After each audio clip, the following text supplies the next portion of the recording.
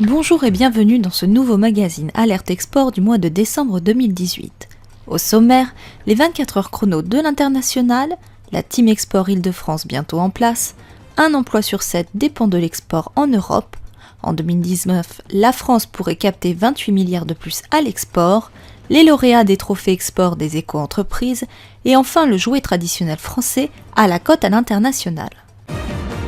Les 22 et 23 janvier 2019, rendez-vous pour la 13e édition des 24 heures de l'international.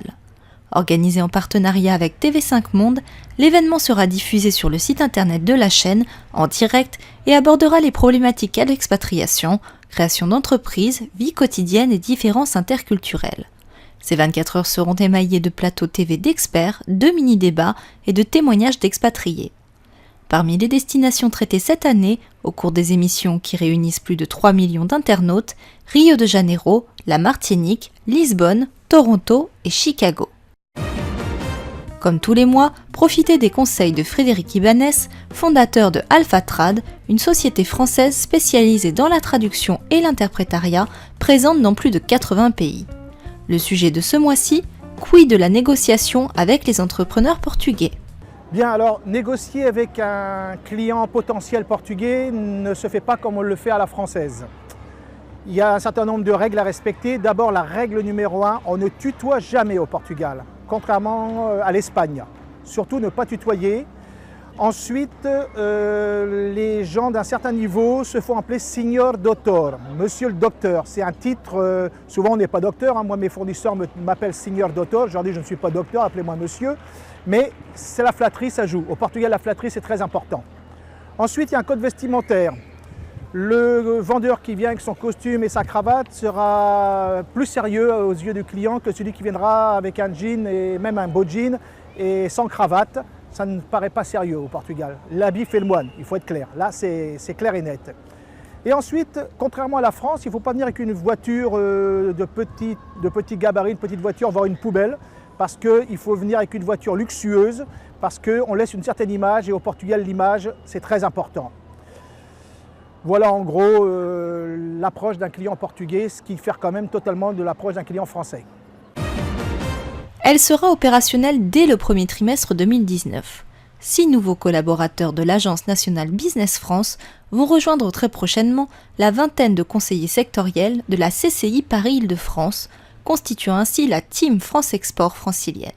L'objectif, mutualiser les moyens afin de simplifier les démarches des entreprises de la région Île-de-France et de ces 8 départements trop faiblement exportatrices.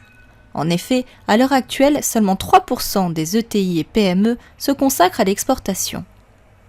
De façon concrète, la Team Export Île-de-France associera sur le territoire francilien tous les partenaires de la région, à savoir la CCI régionale, l'opérateur public Business France et la banque publique BPI France pour mettre en œuvre un guichet unique d'accompagnement des entreprises à l'export. Un emploi sur 7 dépend de l'export en Europe. C'est le constat d'une étude de la Commission européenne fin novembre. Plus précisément, en 2017, les exportations de l'Union européenne vers le reste du monde ont soutenu 36 millions d'emplois, soit 66% de plus qu'en 2000. L'industrie concentre un peu plus de la moitié de ses effectifs. En France, 12% des emplois dépendent des exportations réalisées par les pays de l'Union. La Bulgarie, le Portugal ou encore l'Irlande sont les principaux bénéficiaires des augmentations d'emplois liées à l'export au cours des années écoulées. L'Allemagne reste le premier exportateur européen, étant à l'origine de 8,4 millions d'emplois dans l'ensemble de l'Union européenne. Elle est suivie par le Royaume-Uni qui s'apprête à quitter l'Union, la France et l'Italie. Les prévisions pour l'export s'avèrent de bon augure pour la France. En 2019, l'Hexagone pourrait en effet capter 28 milliards de plus à l'international.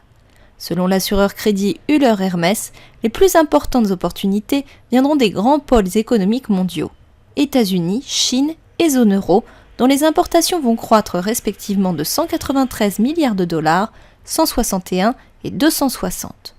En zone euro, le facteur de dynamisme de la demande sera l'amélioration du marché du travail et la résilience tant de l'investissement que de la consommation.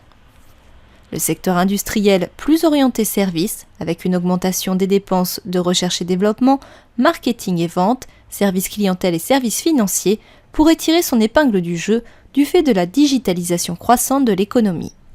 Certains secteurs de l'industrie, automobile, métallurgie, sidérurgie, sont en revanche très exposés à un regain de protectionnisme. À l'occasion du salon Polytech qui s'est tenu du 27 au 30 novembre à Lyon, l'ADEME, Bpifrance, Business France, le ministère des Outre-mer et Real Exposition ont récompensé les entreprises françaises à l'international lors de la 6e édition des Trophées Export des éco-entreprises. Parmi les lauréats, le prix Bas Carbone a été attribué à Enogia, une entreprise marseillaise spécialisée dans la conception, l'assemblage et la commercialisation de microcentrales électriques à cycle organique de Rankine, basée sur une technologie brevetée et innovante de microturbines, permettant de transformer en électricité les pertes thermiques issues de différents procédés. Le prix Startup a été remis à Green Creative, une entreprise industrielle française qui conçoit et fabrique une nouvelle génération d'équipements au service d'une meilleure valorisation des déchets. Le prix coup de cœur du jury est pour Quiet Oceans, spécialiste de l'impact du bruit sous-marin sur la biodiversité. Félicitations à eux. En cette période de Noël, l'occasion est donnée de faire un point sur le succès du jouet traditionnel responsable. Force est de constater que ce dernier a la cote à l'international. Parmi les favoris des consommateurs, les jeux de construction et la poupée. L'électronique junior est en revanche en net recul, avec 37% de baisse entre octobre 2017 et octobre 2018. En tout, les marques françaises de jouets traditionnels, telles que Corolle, Smoby ou encore Jeux Jura, réalisent 40% de leurs ventes à l'export. Leurs atouts, un savoir-faire reconnu, avec une fabrication soignée, la garantie du respect des normes de sécurité et la prise en compte de l'impact écologique par l'usage de matières naturelles ouvertes et le retrait de tout emballage superflu. Toute l'équipe de News21.tv vous souhaite d'excellentes fêtes de fin d'année en attendant de vous retrouver le mois prochain. Merci de nous avoir suivis.